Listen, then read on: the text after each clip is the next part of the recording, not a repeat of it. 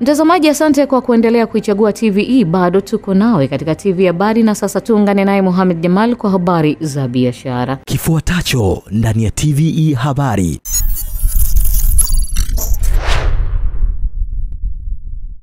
Asante sana Miriam Mlaponi. Na mtazamaji, kwenye habari za biashara leo tunaelezwa kuwa benki ya TCB imefanikiwa kuorodhesha rasmi hati fungani yake ya Stawi Bond katika soko la hisa la Dar es Salaam baada ya mauzo ya awali kuvuka lengo kwa kukusanya shilingi bilioni 140.2 dhidi ya lengo la awali la shilingi bilioni 50, hatua inayothibitisha imani kubwa ya wawekezaji kwa benki hiyo na mwelekeo chanya wa soko la mitaji nchini.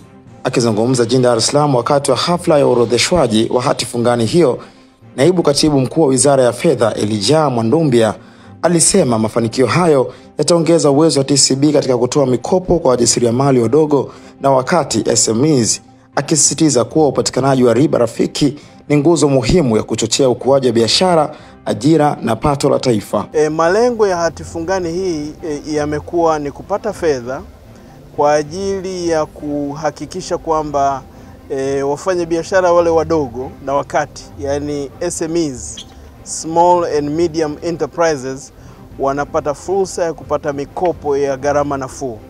Kwa hiyo taasisi yoyote ya fedha ingependa kupata fedha kutoka sokoni, na hao wawekezaji ndio wameweka hizo bilioni 140 ili sasa TCB ipate kukopesha kwa wale wajasiriamali wadogo.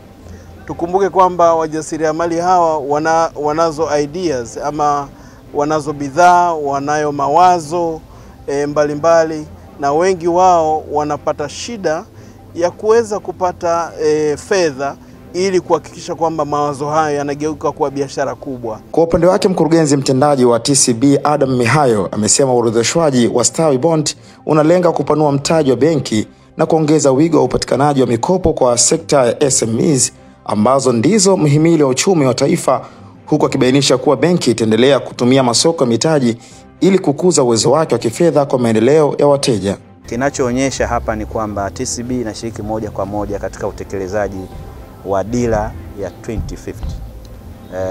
Kwa nini?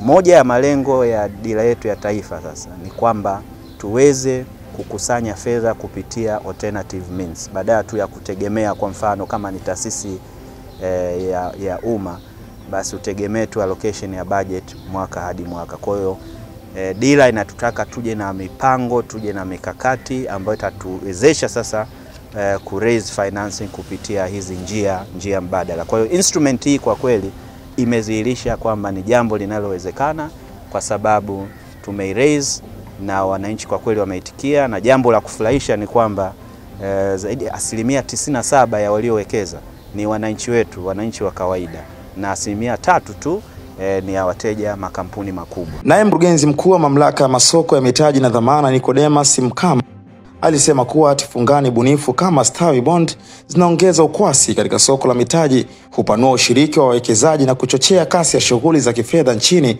huku mwakilishi wa DSE akisisitiza kuwa orodheshwaji huo ni ishara ya ukuaji na uthabiti wa soko la fedha la Tanzania. Kwa hii ni muhimu kwa benki ya TCB kwa kuwa inakwenda kuongeza ukwasi pamoja na mtaji ambao utatumika kuweza kutoa mikopo kwa wajasiriamali wadogo pamoja na makundi maalum, ikiwa ni pamoja na vijana na wanawake. Vile vile itakwenda kuongeza ufanisi wa benki kwa kuwafikishia huduma mijini na vijijini wa wananchi wengi zaidi nchini Tanzania. Mafanikio haya ambayo yamepatikana ni kutokana na mazingira wezeshi na shirikishi yanayotolewa na serikali, ambapo ni kutokana na sera, sheria pamoja na mazingira ya kiutendaji kupitia mamlaka ya masoko ya mitaji na dhamana, ambapo tuliidhinisha uuzwaji wa hati fungani hii.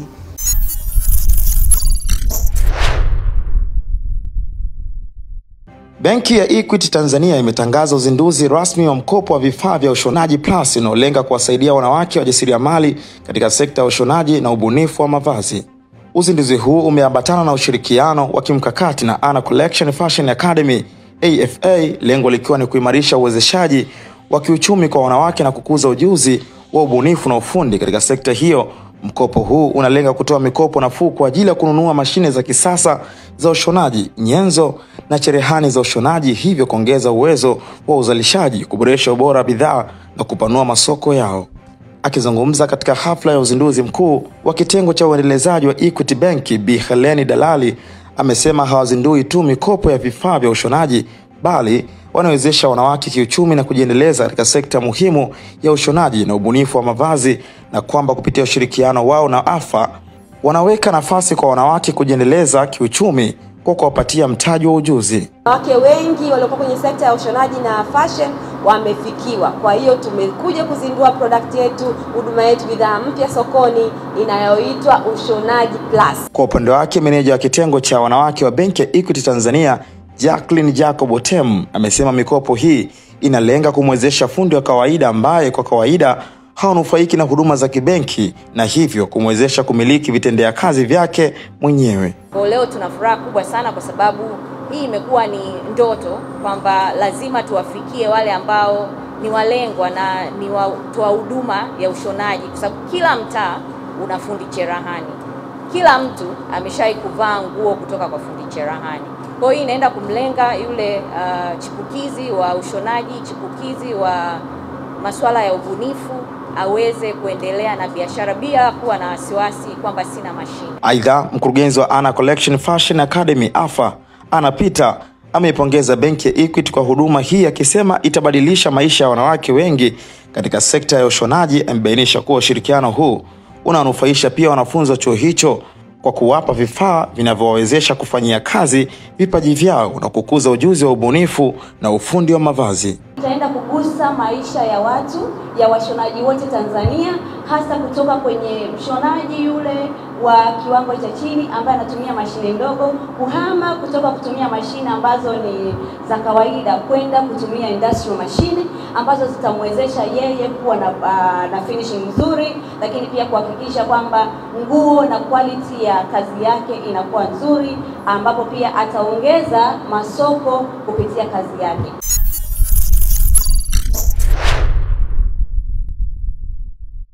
Katika kuendeleza juhudi za kuunga mkono sekta ya afya nchini, Benki ya Stanbic imetoa vifaa tiba vyenye thamani ya shilingi milioni 27.2 kwa hospitali ya rufaa ya Bombo mkoani Tanga, hatua inayolenga kuboresha utoaji wa huduma za afya kwa wananchi na kuongeza ufanisi wa matibabu kwa wagonjwa wanaohudumiwa katika hospitali hiyo. Vifaa vilivyokabidhiwa vinajumuisha Infant Radiant wama 1, oxygen concentrator 4, mifuko ya biohazard 3 pamoja na mashuka 200 ambavyo vinatarajiwa kusaidia kwa kiasi kikubwa huduma za watoto wachanga, wagonjwa wanaohitaji oxygen, pamoja na kuboresha mazingira ya utoaji wa huduma kwa ujumla.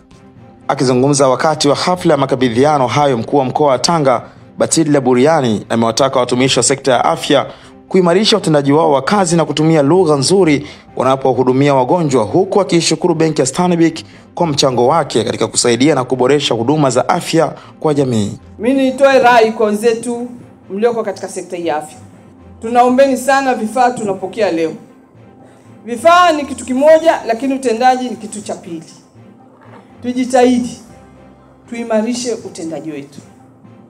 Tujitahidi lugha zetu kwa wagonjwa ziwe lugha za kistaarabu. Kwa upande wake, meneja wa Benki ya Stanbic tawi la Tanga, Francis Fundikira, amesema benki itaendelea kushirikiana na serikali katika kuboresha maisha ya Watanzania kupitia uwekezaji na michango ya kijamii, akieleza kuwa mpango huo ni sehemu ya uwajibikaji wa kijamii wa benki sambamba na maadhimisho ya miaka 30 ya kukua pamoja na tangu kwanza kutoa huduma nchini, huku mganga mfawidhi wa hospitali ya rufaa ya Bombo Dr. Frank Shega akishukuru benki hiyo na kutoa wito kwa taasisi binafsi kuendelea kuunga mkono sekta ya afya nchini. Tunaamini kwa utoaji huu wa huduma bora kwa jamii huanza na moyo wa kujitolea, na huo ndio msingi wetu wa huduma kwa jamii.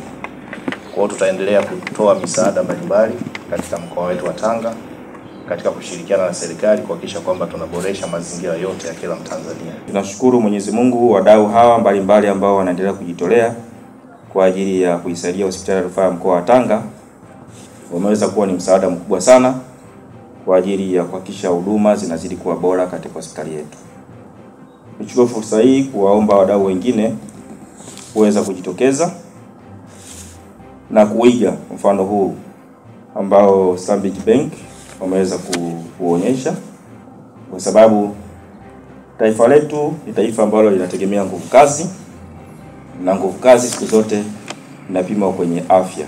Asante sana mtazamaji na Miriam Mlaponi. Hayo ndio yalojiri kwenye habari za biashara kwa siku ya leo.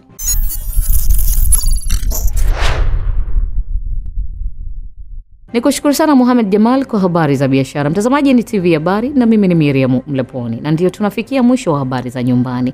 Tupate mapumziko mafupi kisha tuzitazame habari za kimataifa ambazo zimetayarishwa na kusoma kwenu na Roman Shirima.